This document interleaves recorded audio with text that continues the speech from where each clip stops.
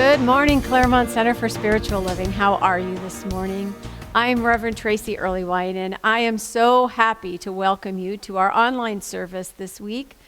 We are a community that comes together weekly to remind each other of just how magnificent life is and how wonderful we are. That spirit of life within each and every one of us is simply blossoming and growing and becoming into our greatest expression of love, of joy, of abundance, of peace. And we are here together to remind each other of that fact. We are also here to support each other when we might not be feeling it ourselves. So I invite you to contact your practitioners if you would like a little prayer support to remind you of the truth of who you are, or to hold a space for you to uncover or clarify or resolve something that's going on in your life. They are available to you by phone. You can call the office and leave a confidential message on our prayer request line. You can contact them directly. You'll find their information on our website or in our e-blast. We welcome the opportunity to pray with you, to know the truth with you, and to support you prayerfully in any way that we can. So do take advantage of that. Do reach out. And for those of you that may be joining us for the first time, know that whoever you are, wherever you are on your spiritual path, you are welcome here. And so this morning we'll begin with a moment of inner reflection, a centering, so that we might come fully present into our virtual space. So I invite you right where you are to take a moment, take a deep breath, and close your eyes. And simply allow the sound of the bowl to take you deep within your own heart.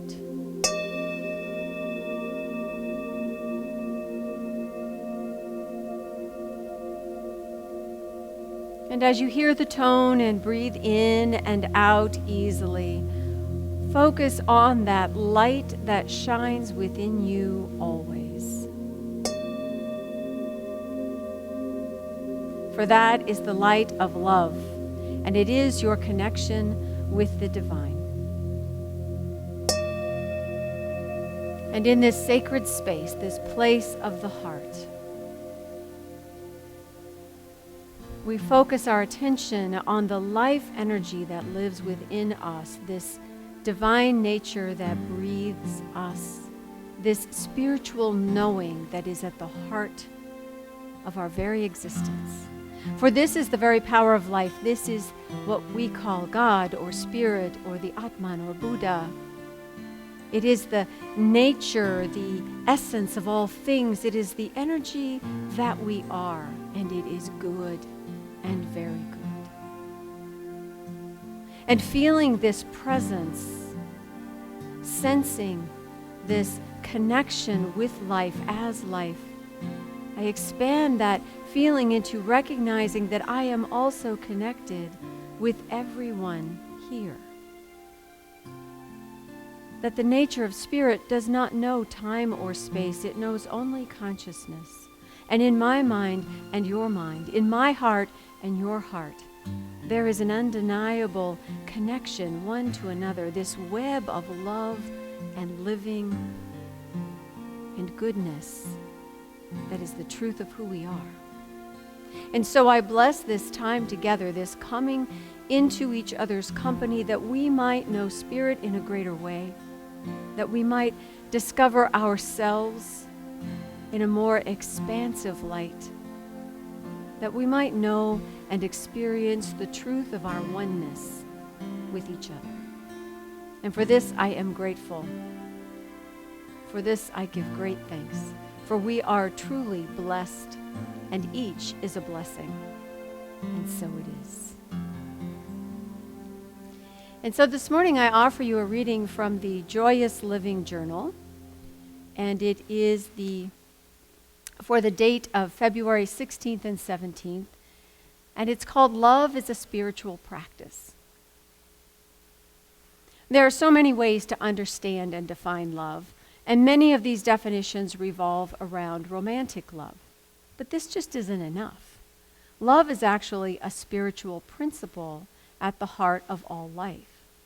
Love is the impulsion of life to express and become more through everyone and all of creation. Therefore, everything is already in love, surrounded by love, worthy of love. The spiritual practice of love is having a positive regard for another. Love is a decision to act and behave in a consistent way. It is the desire to know another as much as you know yourself. It's the ability to care deeply and fully. Love is vulnerable yet strong. Love is not afraid to tell the truth. Love is the most powerful force in the world, and it is transformative. However, you cannot force another to love. It's not your job to make others into what you want if it's something they are not. Your responsibility is to be love, and what does not nourish will then fade away. Love yourself enough to let go. Love life enough to be love in all circumstances. And trust love to continue to transform your world.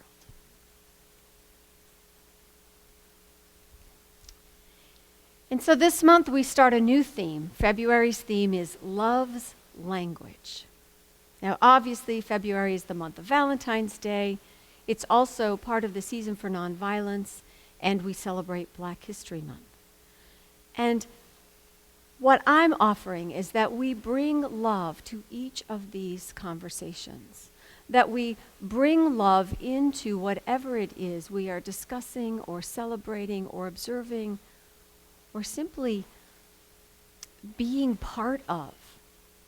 Participating in life is how we express the love that we are. Now this week we're focusing specifically on the season for nonviolence. And this observance was started in 1998 by Arun Gandhi. He is the grandson of Mahatma Gandhi. And it is 64 days of nonviolence on the path to peace. And it is defined by the memorial date of Gandhi's assassination on January 30th and Martin Luther King's assassination on April 4th. So these 64 days are celebrated as a remembrance and a focus on what it looks like to live in a nonviolent fashion.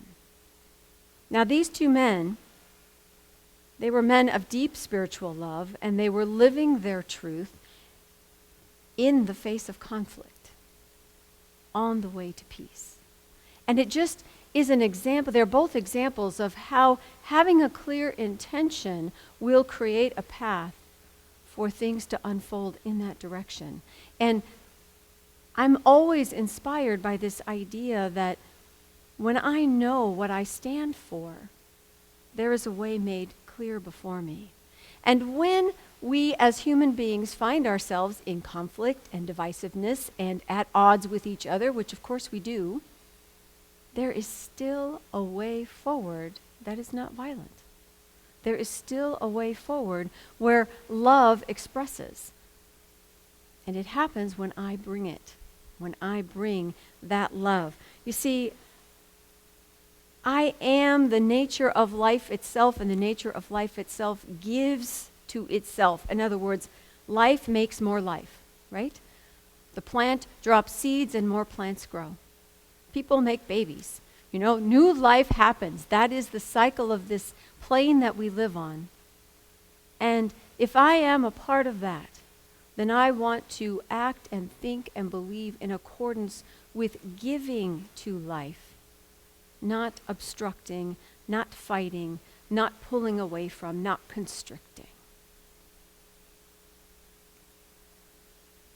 And when we're in conflict, when I'm arguing with somebody, when I don't agree, when I see something that is wrong, that doesn't support life, then my spiritual call is to show up as love, because love heals. We can't control other people as much as we want to. You know, we don't control all of the circumstances we find ourselves in. But what we do control are our own opinions, what we think about life, what we think about other people and situations, and how we choose to respond. William James says that whenever you're in conflict with someone, there's one factor that can make the difference between damaging your relationship and deepening it. That factor is attitude. And so your call is to bring forth an attitude of love. There's a TED Talk where the speaker was talking about division and talking about politics and saying, raise your hand, he says to the audience, raise your hand if you have a loved one who voted in the last election in a way that you cannot comprehend. How could they possibly vote for that person?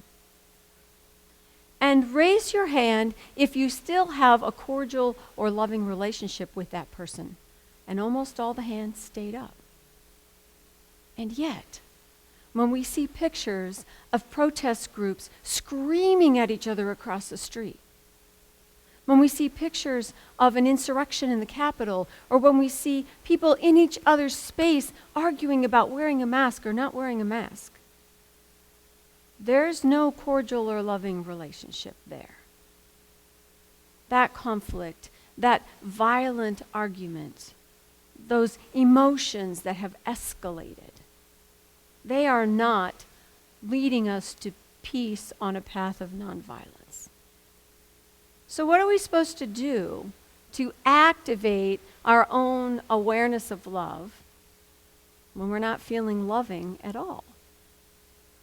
Funny you should ask. I have some ideas on that. You know,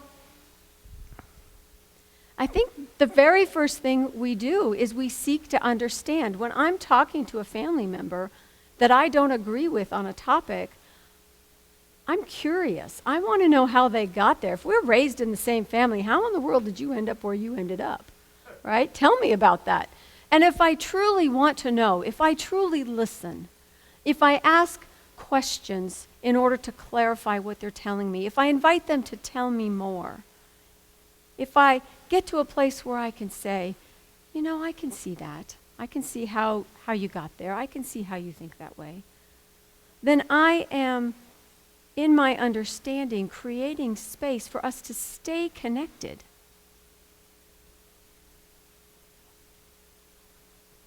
Rather than looking for ways to argue. You know, it's kind of like when a journalist interviews a person, and it could be something that someone they totally don't agree with. You know, a foreign leader or, you know, just anybody they don't agree with, right? But a journalist never goes into an interview with the intention of convincing the other person to go with their opinion, right? They're going to coax out of that person a better understanding, a bigger picture, a perspective on why they think the way they do, or why they want to do what they want to do, or even what they want to do. When I was in high school, I was part of a debate group. And the very first debate, I remember just being flabbergasted because the instructor told our team that we had to know what the other team was going to bring up so we could refute it. I had no idea what the other team was going to bring up. I was against them. Why would I know what they want to do? I'm just going to tell them what I'm going to do, and they're wrong. You know, that's really not the path to peace. And I'm not suggesting that in our conversations where there's a conflict that we debate each other. I'm actually suggesting something much broader, much deeper. And that is that we go with the intention of listening, the intention of understanding, the intention of not winning or losing, or converting you to my opinion, or you converting me to your opinion, but truly with a way of getting at a better understanding of all of the factors taking place here. All of the factors. You know, I don't have to convince you. You don't have to convince me. And I'm not going to interview my family members. They wouldn't take to that very well.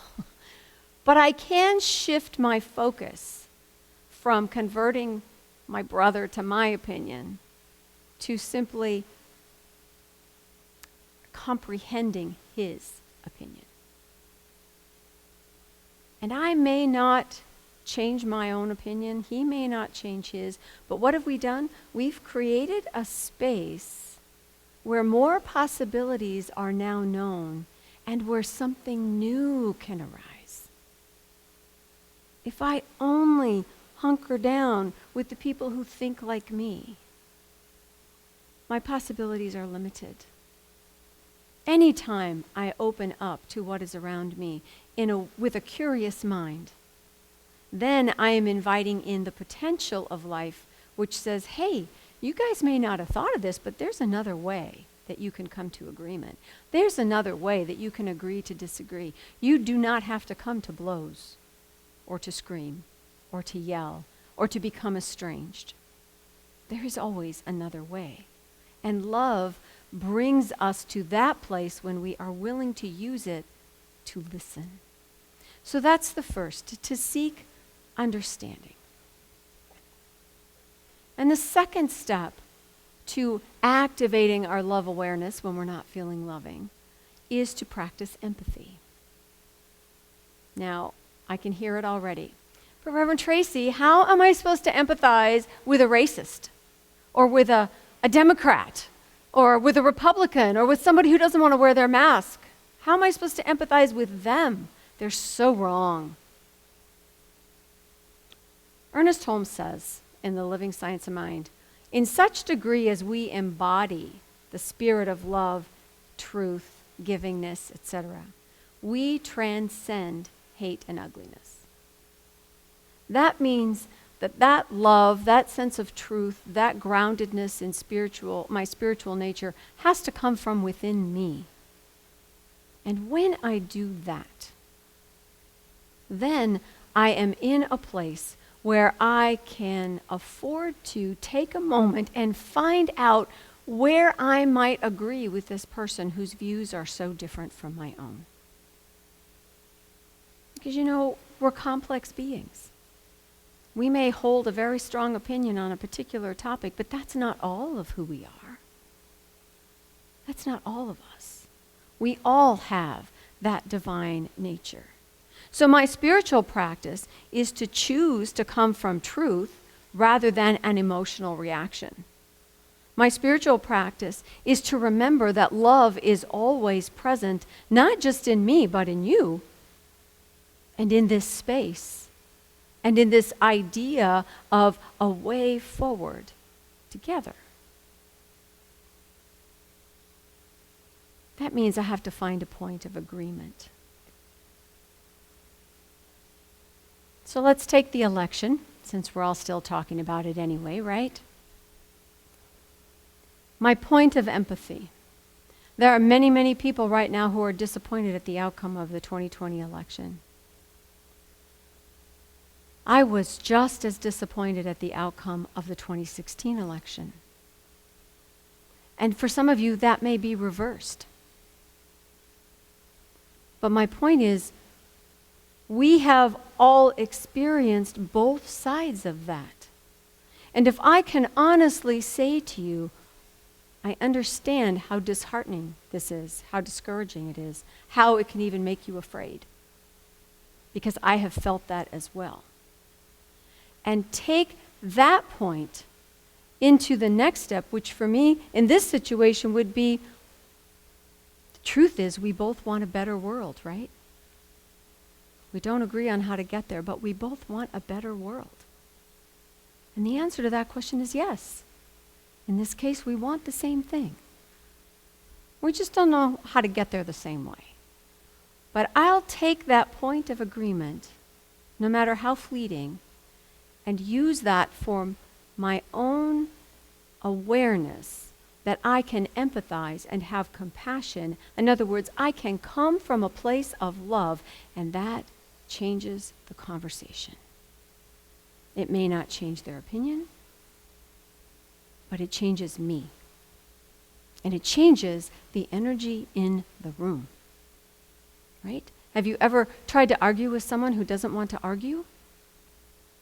Can't really do it. I mean, yeah, I suppose you could voice both sides of the argument, but you'd look a little crazy. I'm choosing to engage in a way that's inviting. I'm choosing to know that what I want is a point of connection, and I'm finding it, rather than looking for all the ways in which we disagree. And because what does that do? It escalates the argument. It amplifies the fear of lack, of losing.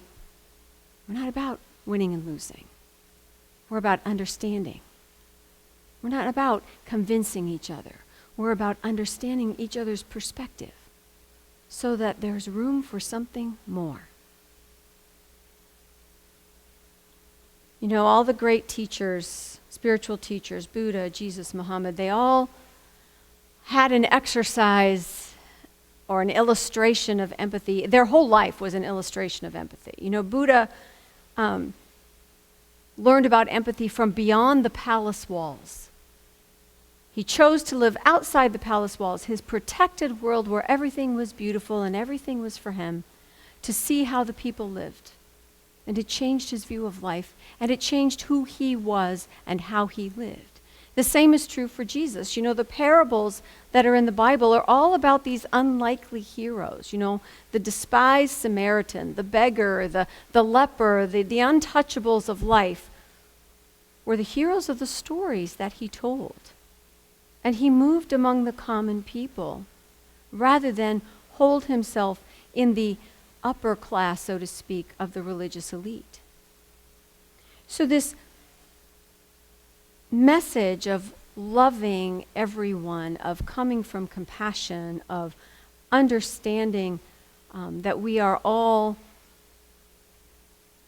manifestations of the one life, is the way in which we remember the empathy, the compassion that we have, the love that we are.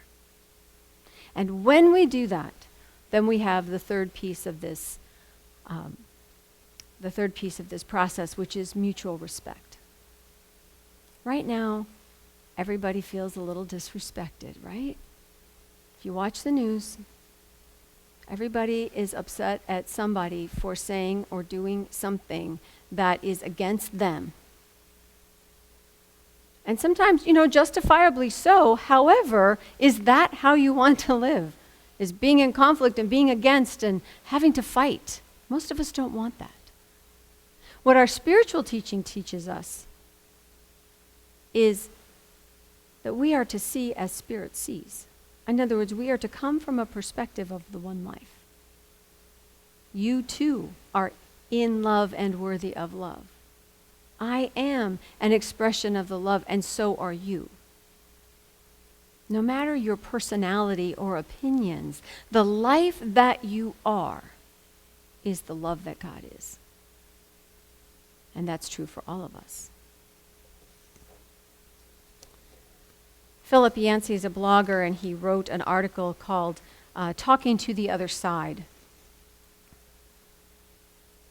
And when he's talking about mutual respect, he quotes the late Jonathan Sacks, who was the chief rabbi of the United Kingdom. And Jonathan Sacks observed that Western democracies are moving from a guilt-based to a shame-based society. Guilt at least holds out the potential for reconciliation after the steps of repentance and forgiveness. A shame-based culture rejects the person, not just the behavior, and has no path to reconciliation or redemptive outcome. You cross a line and you're blackballed for life. Well, what we know in Science of Mind is that all or nothing thinking does not move us forward, and it's also not true. This life is both and. You know, we make mistakes and we ask for forgiveness. Somebody wrongs us and we reconcile. We have the ability to grow from every experience. Whether we caused pain or felt pain, we have the ability to be loved through that so that we might do better, that we might be better, that we might live more abundantly. Our culture right now has a tendency to not even listen to anybody that has opposite views. You know, universities canceling speakers, for example, that hold controversial views, or those protesters screaming at each other across the street. anything that incites violence. All of these things are part of that cancel culture. In other words, I don't like what you believe in, therefore you have no place in my world. And we end up without a path to any kind of growth or redemption. We shut ourselves off from learning from every experience and becoming creators of a peaceful world. We can't do it by hating each other. We can't do it by fighting with each other. You know, we're all human. We all make mistakes. Science of Mind reminds us that we're not bound by those mistakes. We are not bound by the past. We are always standing at a new moment with a new possibility. And it's not my job to fix your mistakes, much as I might like to. You know, it's not for me to say what's right and wrong for you or anybody else. It is for me to love and be loving and be loved. It is for me to call out injustice when I see it, not by making the other person wrong, but by inviting us into a dialogue that we might find a way forward that is of love, rather than fear or hate or anger.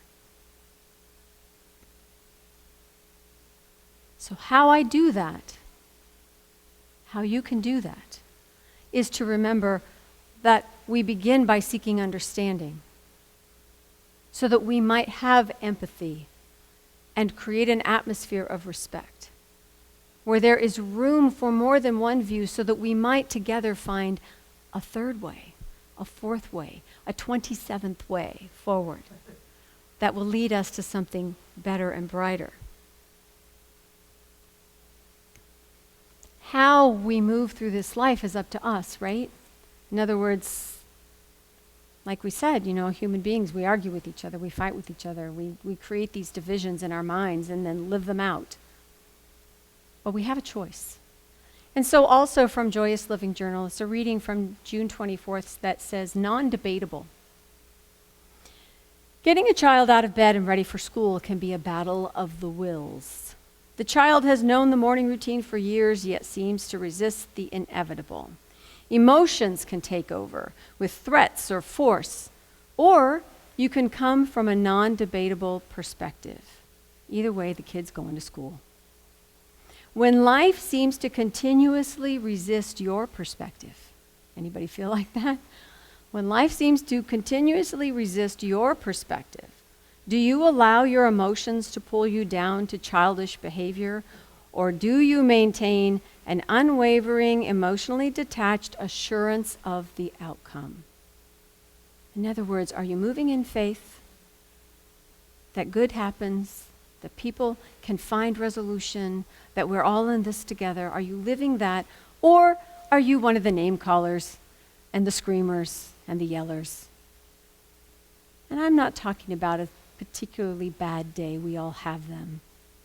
But where do you live in your heart? What's there for you most of the time? Your child eventually responds, and when you look back, somehow you've gotten him through school. Your world will respond. And when you look back, you may wonder how you got through it, but you did. You can journey with upset or neutrality when faced with life's resistance. The choice is yours, not the resistors. The choice is yours, not the resistors. We are not governed by other people unless we allow it. I choose to live the love that I am and to bring that with me wherever I go. Because that love, that light, that energy based in truth will always outshine, will always heal any darkness, any division, any sense of disparity that we see in the human world. In this season for nonviolence, I encourage you to make it a season of planting seeds of love, planting seeds of peace. Extend that hand, start that conversation, ask a gentle question, not to convince, but simply to be curious and to understand. Not to deny the conflict that we are in, but to direct our energy and to select our responses. Choose. Choose to bring love to the conversation. Namaste. Please join me in a moment of prayer. Right here, right now, the presence of the divine nature of life is here in and as me, in and as everyone hearing my voice. This life is a life of givingness, of life giving and creating unto itself. And I am that life, and everyone here is of that life.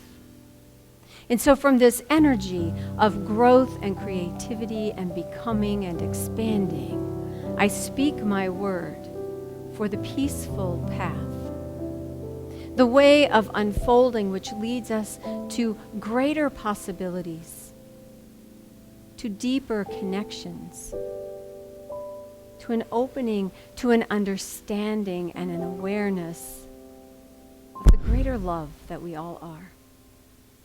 For in this place of love, in this very heart within me, within you, within all of us, there is a power that cannot be denied. And that power is the power for us to live the spiritual life, to bring light to a world that is hurting, to bring peace to conflict, to bring love where there is dissension. For we are all children of the Most High, expressions of the spiritual truth. And it is good, it is God, it is all there is, and so it is.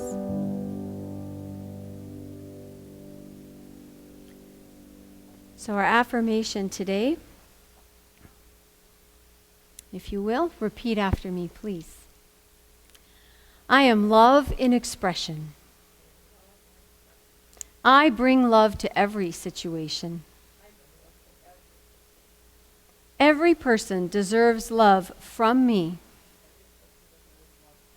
through my words, actions, and positive regard for them.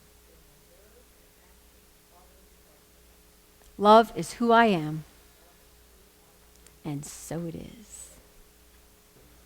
All right, my friends, we'll see you, I hope, on Wednesday night, either on the phone for Nisa's guided meditation at 6:15 or on the Zoom screen at our Gateway service Wednesday night at 7.